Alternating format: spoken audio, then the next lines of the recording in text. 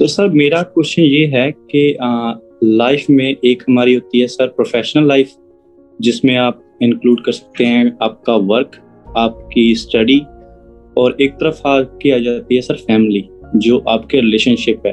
तो इन चीज़ों को सर बैलेंस कैसे करें कि हाँ आप सेटिस्फाई रहें इन चीज़ों में, कि आपकी जो दोनों लाइफ हैं वो स्मूथ चल रही है। देखो, इसमें बेसिकली क्या होता है कि ये जो हमारी दो लाइफ आप कह रहे हो ना, ये दो लाइफ एक्चुअल में नहीं है, ये दोनों एक ही है। ये दोनों ही पार्ट ऑफ लाइफ है और दोनों ही ज़रूरी है। मतलब बिना एक के दूसरा बेकार है और बिना दूसरे के पहला बेकार है। काम बहुत कर रहे हो लेकिन कोई रिलेशनशिप ही नहीं है तो करोगे क्या उस काम का? पैसे का क्या करोगे? रिलेशनशिप तो है लेकिन पैसा ही नहीं है, तो उस रिलेशनशिप को भी सस्टेन करने के लिए, फैमिली को सस्टेन करने के लिए, वाइफ को, बच्चों को पैसा चाहिए ना, तो वो कहाँ से आएगा? तो अब इसमें क्या करना होता है, थोड़ा सा इंटेलिजेंटली लाइफ को प्लान करना होता है, यानी प्रायोरिटी सेट करनी होती है कि अगर मान लो कोई ऐसा काम है जो आप कर रहे हो जो आपके इस वर्क लाइफ बैलेंस को खराब कर रहा है, यानी मान लो 12-12 घंटे आपको काम करना पड़ रहा है, तो वो काम छोड़ दो। कोई ऐसा काम कर लो जहाँ पे चाहे थोड़े से पैसे कम मिल जाए लेकिन 8 घंटे काम करना पड़े, तो बैलेंस हो गई लाइफ। अब होता क्या है कि हम बेसिकली खुद ही अपने माइंड में एक ऐसी स्टोरी क्रिएट कर लेते हैं कि मुझे इतना कुछ तो चाहिए ही, मुझे और मेरी फैमिली को खुश रहने के लिए। हम खुशी को जोड़ देते हैं पैसे से और फिर हम जाकर के इसमें फंस जाते हैं। ये जो आपका क्वेश्चन है ना, ये यहीं से शुरू हो रहा है। अगर अपनी जो जरूरतें हैं, जो नीड्स हैं आपकी और आपकी फैमिली की, उसको अगर आप कम कर लेते हो, उसको बिल्कुल कम कर लेते हो, उतनी ही जितनी की होनी चाहिए। एक्चुअल में हमको क्या चाहिए? खाने के लिए 3 टाइम खाना चाहिए, पहनने के लिए कपड़े चाहिए, वो भी हम धो करके रिपीट कर सकते हैं, रहने के लिए एक छोटी सी जगह चाहिए जहां पे हम रह सकते हैं, और इसके अलावा क्या चाहिए? बाकी सब तो फ्री है ना।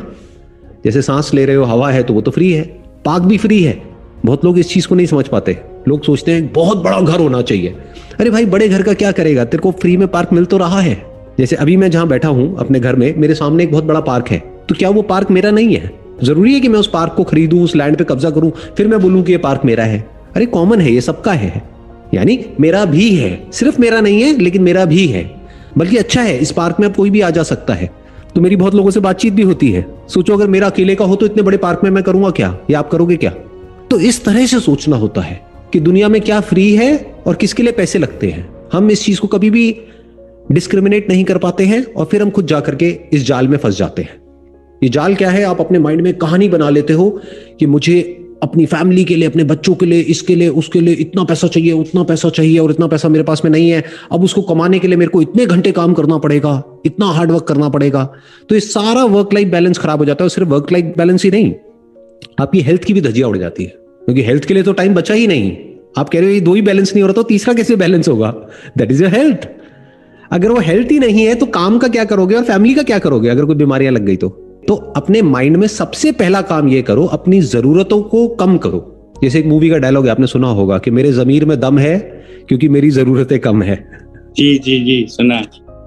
इसको ध्यान से समझो कि अगर आपकी जो नीड्स हैं और जो आपके डिजायर्स हैं, उन दोनों में आप फर्क को बारीकी से देख सकते हो, तो आप इस प्रॉब्लम से बच सकते हो। तब आप बैलेंस कर सकते हो। मान लो अभी जहां पर आप काम कर रहे हो वो एम्प्लॉयर आपको बहुत ज्यादा एक्सप्लॉइट कर रहा है, यानी पैसे दे रहा है 8 घंटे के और काम करा रहा है 12 घंटे, तो छोड़ दो ना ऐसी जॉब को, कहीं और चले जाओ, लाइन को ही स्विच कर दो, कोई और काम कर लो, कोई और स्किल एक्वायर कर लो, कुछ और सीख लो। और ये जो अडेप्टेबिलिटी है ना, ये बहुत लोगों में इसकी कमी होती है, जिस वजह से जाकर के हम फंस जाते हैं ऐसी जगह पे, क्योंकि हम अडेप्ट नहीं करते हैं टाइम के साथ साथ में। जैसे जैसे सिचुएशंस बदलती हैं हम बदलते नहीं हैं, हम कुछ नया सीखते नहीं हैं, हम वैसे ही करते रहते हैं एक चीज को जैसे कि 10 साल पहले कर रहे थे, फिर हम जाकर के एक जगह पे फंस जाते हैं। इसको कंफर्ट जोन बोलते हैं। अगर आप कॉन्स्टेंटली कुछ नया सीखते रहो, अपने आप को अपग्रेड करते रहो, तो जैसे ही टाइम बदलेगा आपको लगेगा कि यार ये लाइन ही अच्छी नहीं है, ये काम ही अच्छा नहीं है जिस काम में मैं हूं, तो आप काम को ही बदल दोगे। कोई ऐसी इंडस्ट्री में चले जाओ, कोई ऐसा काम कर लो जहां पे इतना ज्यादा आपको टाइम देने की जरूरत ना हो, तो बैलेंस हो गया सब कुछ। दिन में 8 घंटे आपने काम किया, मानो 8 घंटे सो गए, बाकी 8 घंटे बचे। अब उसमें क्या करोगे? उसमें से कुछ टाइम अपने लिए हो गया, अपनी हेल्थ के लिए हो गया, अपने माइंड के लिए हो गया, प्लस कुछ टाइम फैमिली के लिए हो गया। फैमिली को एक दिन में आप 2-4 घंटे से ज्यादा दे भी नहीं सकते। उससे ज्यादा में तो फैमिली भी कहेगी जाओ अपना काम करो, इतना नहीं चाहिए हमें। दिन में 1-2 घंटे भी अगर आप फैमिली को दे दो तो बहुत होते हैं। इससे ज्यादा क्या करोगे? उनकी भी तो अपनी अपनी प्रायोरिटीज हैं। तो दिन में 1-2 घंटे ही तो निकालने हैं, तो वो क्यों नहीं निकाल पा रहे हम? ये हमको अपने आप से सवाल पूछना है। कहीं ऐसा तो नहीं है जैसे एक मकड़ी एक जाल बनाती है और खुद ही उस जाल में जाकर के फंस जाती है, तो आपने भी अपने डिजायर्स का ऐसा एक जाल बना लिया है और खुद ही उस जाल में जाकर के फंस गए हो। और सिर्फ आप अकेले नहीं फंसे हो, ये मत समझो कि जिसके पास में पैसा कम होता है वही फंसता है, जिसके पास में पैसे की कमी होती है वही फंसता है, जिसके पास में पैसा बहुत ज्यादा होता है वो भी फंस जाता है। खुद अपने माइंड में एक जाल बना लेता है, किसके लिए कर रहा हूं, अपने बीवी बच्चों के लिए तो कर रहा हूं। ठीक है, आप अपने बीवी बच्चों के लिए कर रहे हो, लेकिन आपकी बीवी बच्चों को क्या ज्यादा इंपॉर्टेंट है वो भी तो सोचो। टाइम ज्यादा इंपॉर्टेंट है आपका, या आप जो पैसा कमा रहे हो वो ज्यादा इंपॉर्टेंट है? पूछो अपने बीवी बच्चों से, तो वो जवाब देंगे। अगर वो कह देते हैं कि भाई हमारे लिए तो पैसा इंपॉर्टेंट है, हो भी सकता है, दैट इज पॉसिबल। आपके बीवी बच्चे बोलते हैं भाई हमारे लिए पैसा इंपॉर्टेंट है, टाइम वाइम कम क्या करेंगे, पहले पैसा कमा लो। तो कमाओ, फिर क्या टेंशन है, ज्यादा काम करके ज्यादा पैसा कमाओ और उनको ज्यादा पैसा दो जिससे कि वो खुश हो जाए, और उस पैसे को सेव कर लो। मानो 2 4 5 साल तक इस तरीके से आपने लग करके काम किया, उसके बाद में अच्छा खासा पैसा आपने जोड़ लिया, उसके बाद में अपनी फैमिली के साथ में टाइम स्पेंड करो। तो अपनी फैमिली के साथ में बैठ करके बात करो कि भाई आप क्या चाहते हो, आप भी तो बताओ, क्योंकि वो आपके पार्टनर है ना, वो जैसे कहें वैसे करो। फिर क्या दिक्कत है, फिर कोई गिल्ट भी नहीं होना चाहिए अंदर से। जैसे अभी इस वक्त आप ऑस्ट्रेलिया में हो, राइट? तो आई होप कि आपकी फैमिली इंडिया में होगी, तो अपनी फैमिली से पूछ लो कि भाई आपके लिए इंपॉर्टेंट क्या है, कि मैं ऑस्ट्रेलिया में हूं, ज्यादा पैसा कमा रहा हूं, सब खर्चे काट करके भी इतना पैसा मैं जोड़ लेता हूं, आपके लिए ज्यादा इंपॉर्टेंट क्या है, कि मेरे लिए ये जो मैं पैसा कमा रहा हूं वो, या मेरा आपके साथ में होना? तो आपकी फैमिली जवाब देगी।